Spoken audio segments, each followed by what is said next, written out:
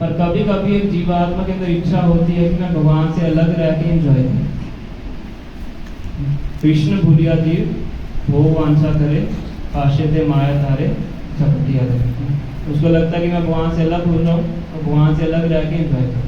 ऐसे घर में होता ना, पुत्र होता है तो पुत्र पिताजी के पास बिल्कुल सुरक्षित है, बिल्कुल खुश है, पिताजी धन कमा रहे हैं, उनके पास अपना जीवन आराम से व्यतीत कर रहा है ना। और कभी उसके मन में आता है कि मैं अलग से रह के अपना घर बसाऊँ, पिताजी से अलग रहूँ, अपना घर बसाऊँ, वहीं पे रहूँ।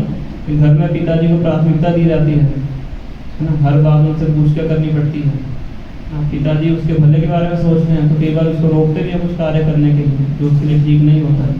तो उसको लगता है कि नहीं, मुझे रोक पसंद नहीं है, तो मैं क्या करूँगा, पिताजी से अलग रहूँगा।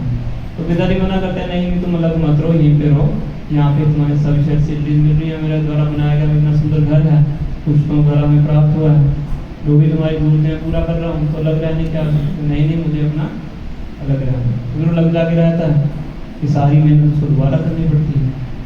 तो इसी प्रकार से वो जीवात्मा है, भगवान के साथ रह रही है, भगवान के धाम में रह रही है, पर भगवान को छोड़ के आके वो लग रहना चाहती है।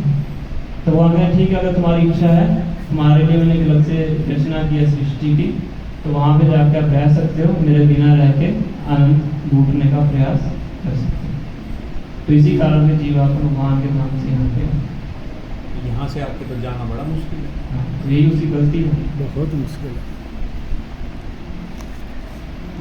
और भगवान फिर भी जो पिता होता है, चाहे पुत्र उसकी बात नहीं मानता, पिता फिर भी अपने पुत्र के प्रति हमेशा कृपालु रहता है। तो इसलिए भगवान अलग अलग तरीके से प्रयास करते हैं कि कैसे वो जीवात्मा वापिस मेरे धाम को वापिस आ जाए। इसलिए वो शास्त्र भेजते हैं, भगवगीता है, हमारे वेदास हैं, अलग श्रीमद् भागवतम है ना। भगवान अपने भक्तों को भेजते हैं कि जो आके इन शास्त्रों को पढ़ाते हैं, प्रचार करते हैं। और कई बार भगवान खुद अपना अवतार लेके आते हैं अलग अलग तरीके से, ताकि किसी न किसी तरीके से वो वापिस आ सके। और जो इच्छा प्रकट करता है वापिस जाने की, भगवान फिर उसकी बहुत मदद करते हैं।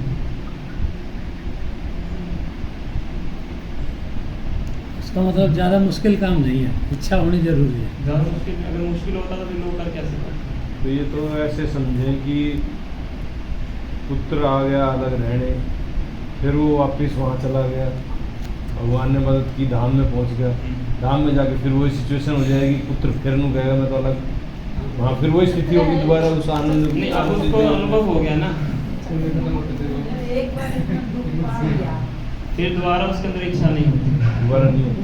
भगवान इसलिए कहते हैं यद गत्वा न निवर्तन्ते तद धाम परम। तो एक बार वापस चला जाएगा, वापस आने की उसकी इच्छा नहीं।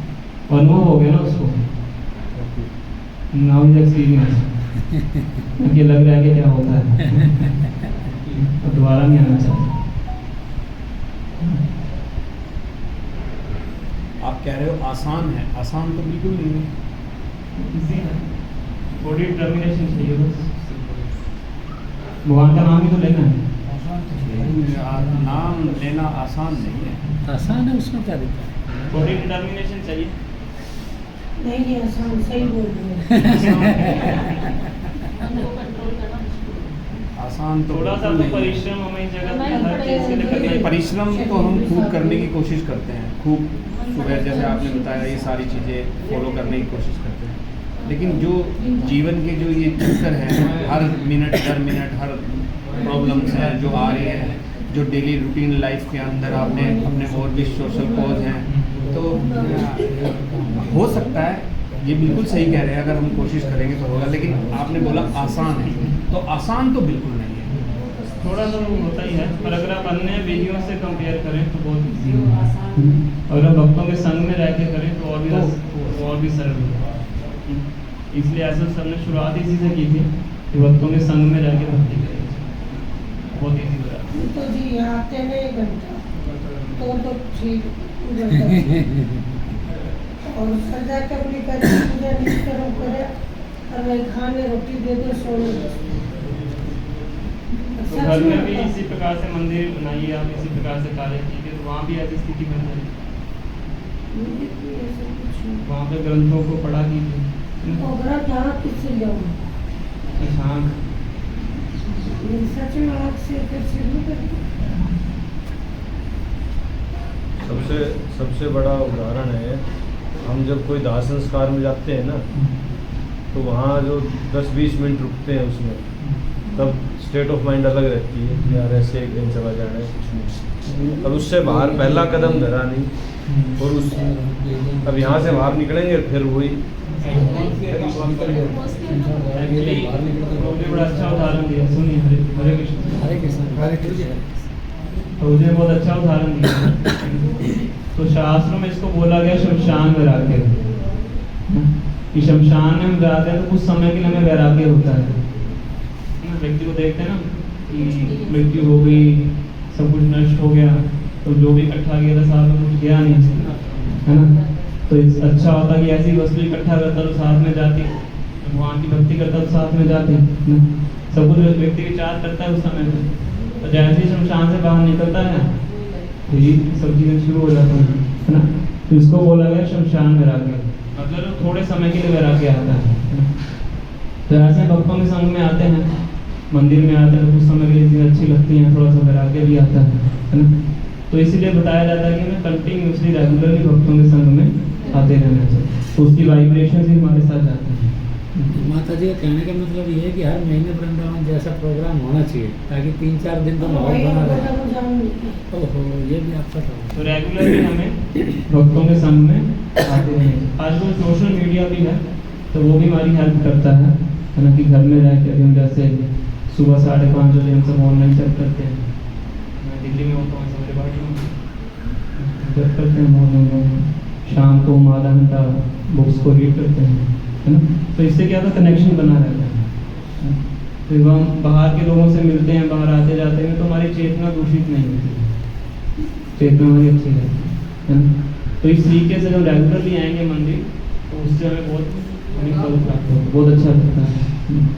धीरे धीरे हम खुद स्ट्रॉन्ग होते जाएंगे।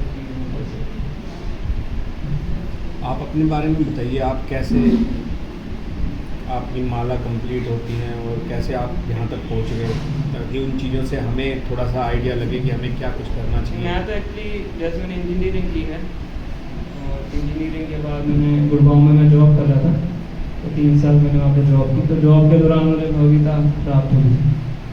मेरे जो मैनेजर थे वो उन्होंने मुझे भगवगीता दी थी, वो मुझे जुड़े हुए थे।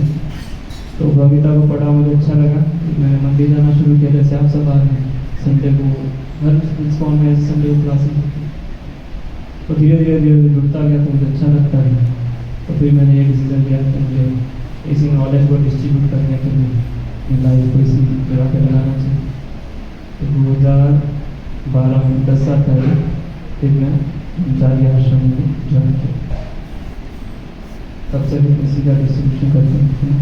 हमारे मंदिर में सुबह पूरा 4:30 बजे मंगल आरती होती है, 4:30 to 5:30। कि 5:30 to 7:30 हम 2 घंटे में बैठ के अपनी मालाओं का जप करते हैं, तो उसमें 16 माला पूरी हो जाती है। फिर साथ साथ दर्शनार्थी होती है, 8 से 9 आरती कक्षा होती है, फिर 9 बजे प्रसाद। उसके बाद फिर हमारी जितनी दिन की सेवाएँ होती हैं, अलग अलग सेवाएँ होती हैं अलग अलग भक्तों की, तो सब वो सेवाएँ करते हैं। इस प्रकार से हमारी दिनचर्या होती है। गुड़गांव में गुड़गांव में हम तो बदाईबाग से हैं, दिल्ली में बदाईबाग में मंदिर है। तो NCR में हमारे 17 से ज़्यादा मंदिर हैं, तो उनमें से बदाईबाग में मंदिर है, बड़ा सुंदर मंदिर है। तो उसी से हम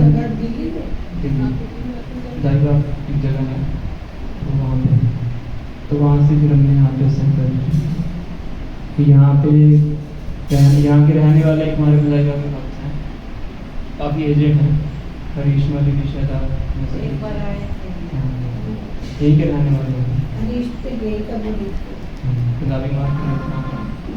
तो उन्हीं की इच्छा थी, तो इसलिए हमने यहाँ पे सेंटर शुरू किया 9-10 महीने से।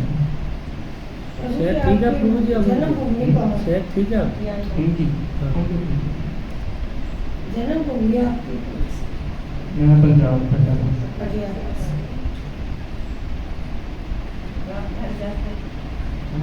हर महीने का जाता हूँ।